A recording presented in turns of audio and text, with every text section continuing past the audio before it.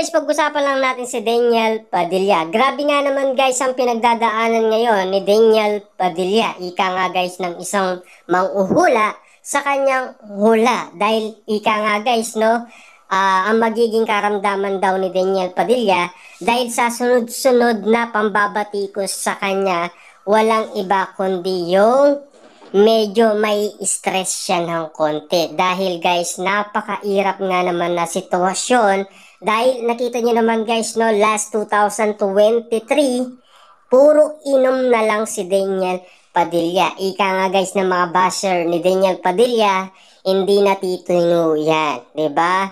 Kasi yung iba naman guys, dinala daw sa ospital pero fake news yun, 'di ba?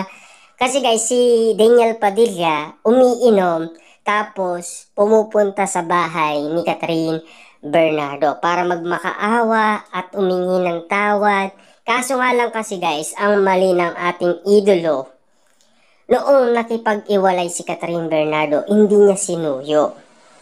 Iba ang nilapitan niya, 'di ba? Si Andrea Brillantes ang nilapitan niya.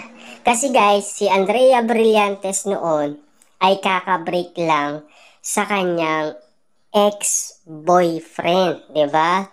Tapos nalaman niyan guys ni Andrea Brillantes na iwalay na si Daniel Padilla kay Catherine Bernardo. Na alam naman natin kasi guys, mahal na mahal ni Andrea Brillantes si Daniel Padilla.